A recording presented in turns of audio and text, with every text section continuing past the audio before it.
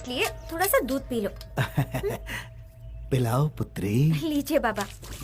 इन सभी दुष्कर्मों के पीछे जरूर किसी शैतान का ही हाथ है, लेकिन उस शैतान को मेरी देवी माता जरूर खत्म कर देगी, और अगर नहीं किया तो मैं ही मार डालूंगी।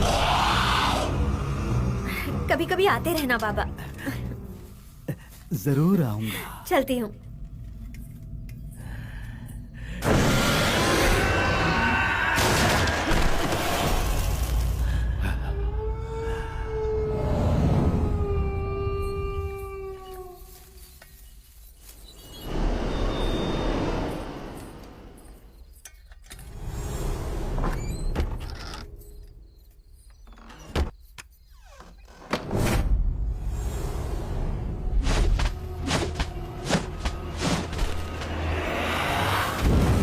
अब आएगा मजा।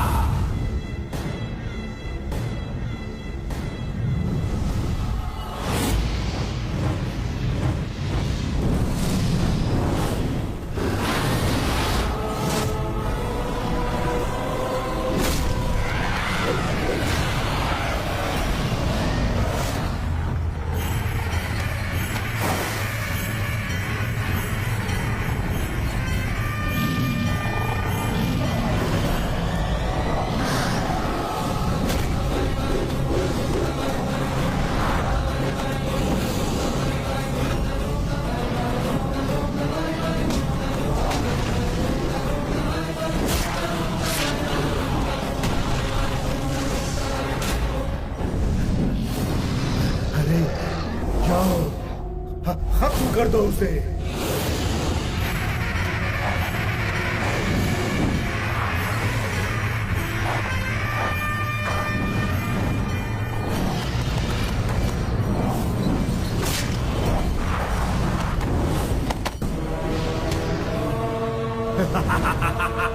शैतान की जय हो, जय हो।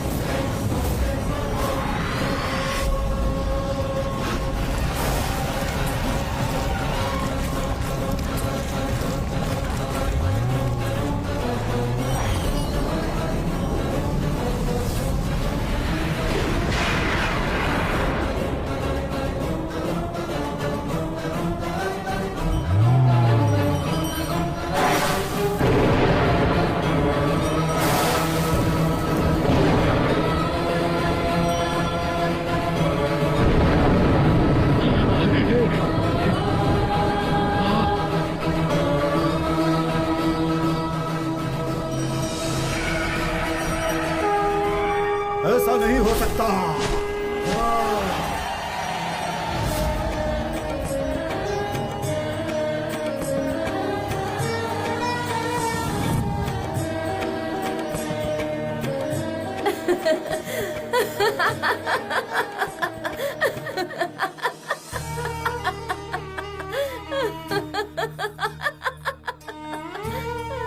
इतनी जोरों से क्यों हंस रही है माँ जी? कौन है आप?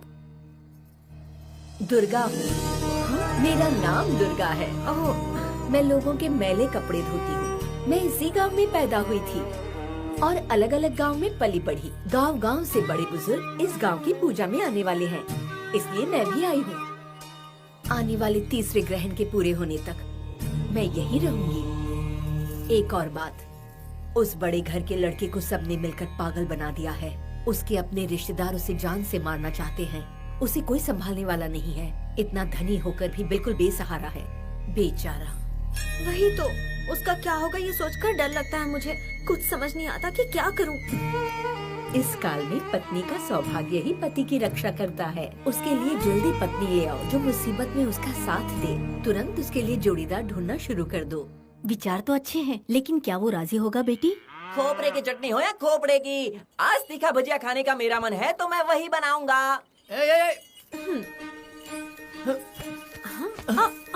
देखो ना, जो भी बोलता हूँ बनाता ही नहीं है।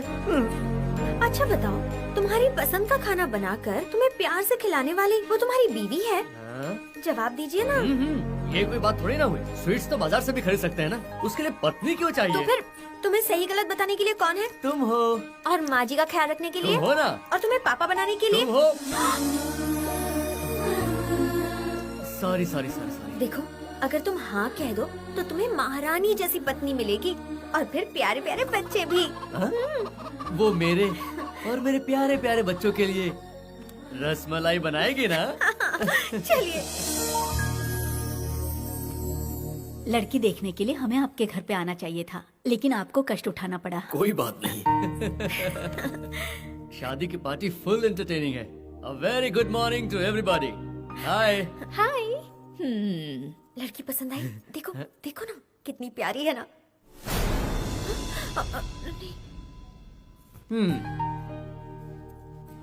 आप क्या मैथ्स में वीक हो? आपको कैसे पता? ऐसे सर्दियों के मौसम में भी इतने पसीने छूट रहे हैं तो ये मैथ्स के वीक स्टूडेंट्स की निशानी है। That's good. उसकी राय पूछ कर आती हूँ। तुम्हें तो पसंद है ना? कैसा लगा? अच्छा लगा? मुंह खोलो। आपको मुबारक हो। मुंह मीठा करो। अरे मुंह मीठा करो, इतनी सुंदर पत्नी जो मिली है।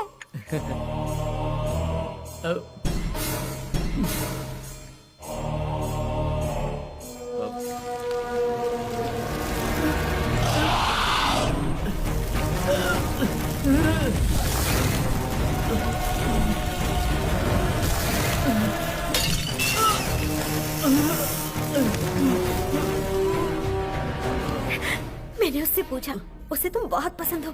उसने तो हाँ कर दी है। हम भी हाँ कह दी। मैंने बोला क्या? मैंने हाँ बोला क्या? रुको, ये कैसा कंफ्यूजन है? यहाँ इतने लोग क्यों हैं? बेटा, क्या हो रहा है तुझे? ये कैसी हरकतें कर रहा है? क्या हुआ है?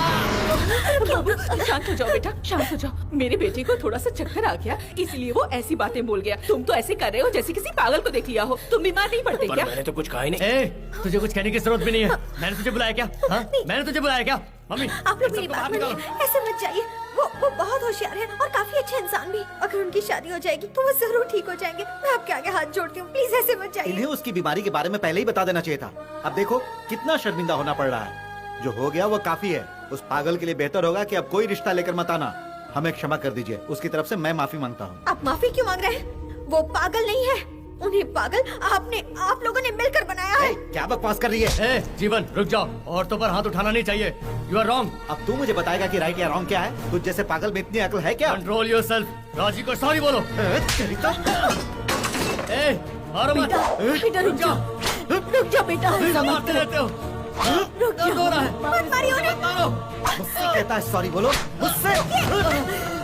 मत मार मेरे बेटे को, उसे छोड़ो। अपनी औकात में रहा कर, वरना याद रख चमड़ी उधेड़ दूंगा।